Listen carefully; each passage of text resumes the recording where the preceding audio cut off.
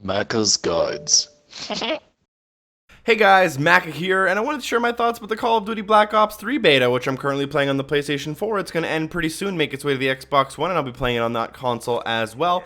For the purposes of this video, I should note that I've been playing the beta for about 6 or 7 hours, and in the gameplay, you're going to watch me go 22 and 11 using kind of the basic AR SMG type weapon that you start with. And I'm going to be talking about my opinions of the game and what I think about Black Ops 3 in general in comparison to other shooters as well as in comparison to previous Call of Duties. Now, in terms of my Call of Duty history, I've basically played every single Call of Duty since Call of Duty 2 other than Call of Duty World at War. And I must say that this game is really good. I really like it. In my opinion, it feels a lot like Black Ops 2, a lot more like Black Ops 2 than any of the recent Black Ops, including Advanced Warfare or Ghosts. And that's a good thing. So in general, I have to say that I like it, and like it a lot, actually. Now, there are a few reasons I like it, and one of those reasons is that it feels very new, but it feels very familiar to someone who's played classic Call of Duties. It has the classic Call of Duty feel, where it's fast-paced, it's all about that SMG run-and-gun action. It feels like Black Ops 1 and 2, not like Advanced Warfare. It's fun and it's simple, and one of the biggest problems people had with Advanced Warfare was the booster packs, and the thrusters do make a return, but I feel like they serve a completely different purpose in Black Ops 3 than they did in Advanced Warfare. In my opinion, in Advanced Warfare, you jump too high, you could like jetpack across the map, and a lot of people used the boosters in order to evade enemies.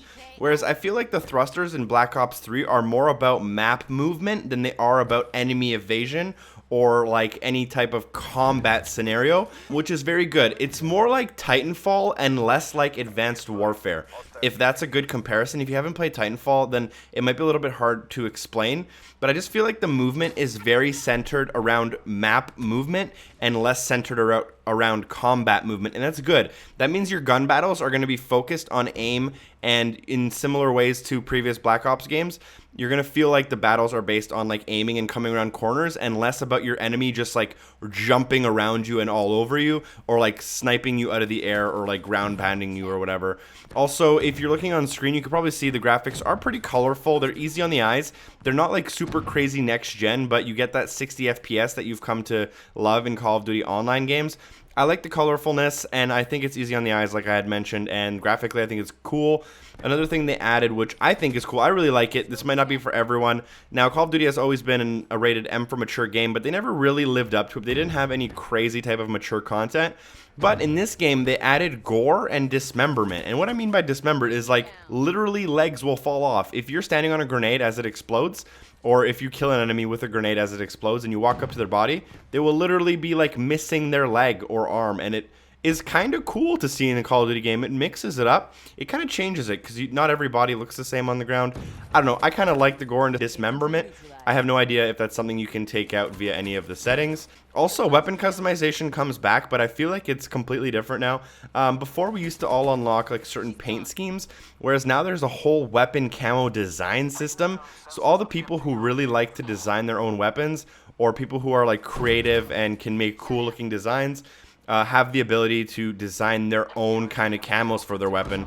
Now, obviously, I'm not a very creative person. I'm not very artistic. But if you do look on my gun here, you'll see like a red honeycomb pattern. I added that personally. Obviously, it's not like cool or good looking. I just thought it looked like it just added a little bit of a personal touch that it took me 2 minutes. And I really like that weapon customization. I can see people going crazy, creating some really cool things using that weapon customization. And it brings that to the next level. There's a lot of like all of the same kind of reflex sights and like quick draw, and all those attachments come back, so those should be familiar to everyone. And I feel like this game has, it's said that it's gotten rid of quick scoping, although I have noticed some people quick scope in matches successfully. They said that they are no longer interested in like quick scoping, so they've apparently changed certain things to kind of not allow that. So I know a lot of people in the community are like upset. Not that I particularly care, because I think quickscoping was kind of not in the right place in Call of Duty. Although maybe they'll have settings that will allow for people to be able to quickscope in their own personal matches. Now, one of the biggest changes is the abilities. I don't know if that's what the game officially calls them. They're basically Destiny super abilities. Like, you can ground pound like a Titan, and you can do a whole bunch of crazy things. So the character you see me using on screen, she's a battery. She basically looks like Scarlett Johansson, let's be honest. And she has a kinetic armor. When you build up a certain amount of points or time or whatever, you're able to click the left and right bumper in order to start armor. It makes her invisible, only vulnerable to headshots. It's not very useless. I heard it's one of the most underpowered kind of abilities that there are in the game in comparison to other things like gravity spikes, which are literally like a ground pound stomp kind of thing where you can jump and then smash the ground and everyone around you will die.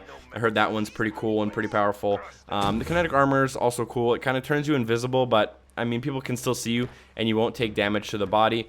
Now, this adds a kind of layer of complexity and a layer of personal kind of playstyle that we didn't see before. There's always been perks, and you've been able to customize your perks based on your playstyle.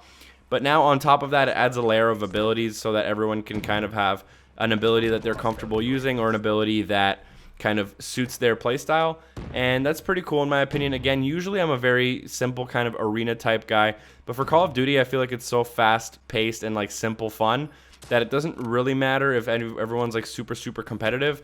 The guys who are really good at Call of Duty will find ways to go 40-1, and the people who just want to play will find a way to go 1-1 KD regardless. I also feel like they did a really good job with the non-gun audio stuff, and there's like heavy rock in the back, but it kind of fits what the game's going for and the feel of the game. I thought it did a really good job with some of that background music audio, and maybe I share an uncommon opinion, but I thought it was well on its way to like adding to the game instead of taking away from it. So with all that being said, I mean, I can answer questions in the comments down below, but overall, I'm really enjoying Call of Duty Black Ops 3. I can't wait to play it a little more, get a little more in depth, try out some of the new game types and maps that they're adding across the beta, try it with my Xbox controller once it comes on the Xbox One, maybe play with some of you guys while I'm streaming it on Twitch, and that's it. I'm going to leave you guys with the rest of the gameplay. Hope you enjoyed the video, and I'll see you next time.